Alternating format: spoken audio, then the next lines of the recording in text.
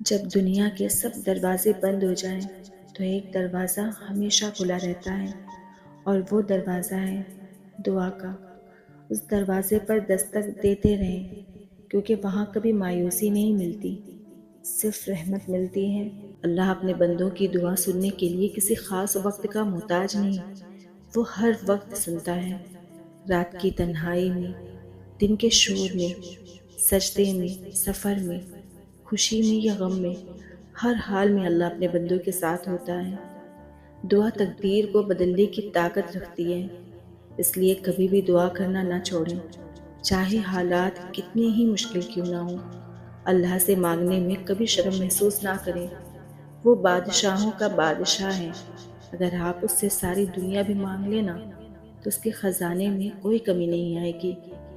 یاد رکھیں، اللہ تاخیر کرتا ہے مگر انکار نہیں کرتا، وہ دیتا ہے مگر اپنے وقت پر دیتا ہے، کیونکہ وہ بہتر جانتا ہے کہ ہمارے لیے کیا اچھا ہے اور کیا نہیں۔ اس لیے جب بھی دعا کریں پورے یقین کے ساتھ کریں، صبر کے ساتھ کریں، امید کے ساتھ کریں، کیونکہ اللہ کی رحمت بہت وسیع ہے، وہ اپنے بندوں سے بے حد محبت کرتا ہے۔ دعا انسان کو اللہ کے قریب کر دیتی ہے۔ جب بندہ بار بار اللہ کو پکارتا ہے تو اس کا دل نرم ہو جاتا ہے، اس کی روح کو سکون ملتا ہے، اس کے اندر امید پیدا ہوتی ہے، وہ جان لیتا ہے کہ میرا رب میرے ساتھ ہے، اور جب رب ساتھ ہو تو کسی چیز کا خوف نہیں رہتا۔ اللہ اپنے بندوں کو آزمائش میں ڈالتا ہے تاکہ وہ دعا کی طرف پلٹیں، کیونکہ جب انسان خوشحال ہوتا ہے تو اکثر اپنے رب کو بھول جاتا ہے، لیکن جب مشکل آتی ہے تو وہ فوراً اپنے رب کو یاد کرتا ہے۔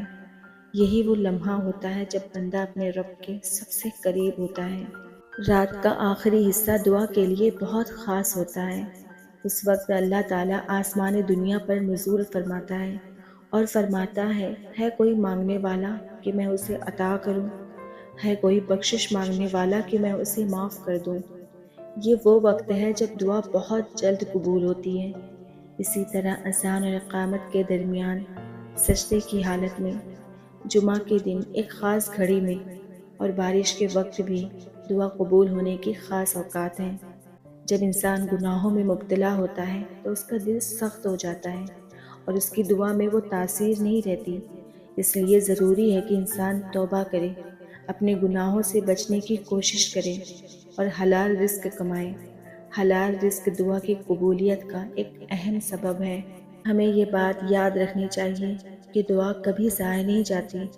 اللہ اپنے بندوں کو خالی ہاتھ نہیں لوٹاتا، وہ اپنے بندوں کی ہر پکار سنتا ہے، اس کے آنسو دیکھتا ہے، اس کے دل کی حالت جانتا ہے، اور اسے وہی دیتا ہے جو اس کے لیے بہتر ہوتا ہے۔ اس لیے ہمیں ہمیشہ امید کے ساتھ، یقین کے ساتھ اور محبت کے ساتھ دعا کرنی چاہیے۔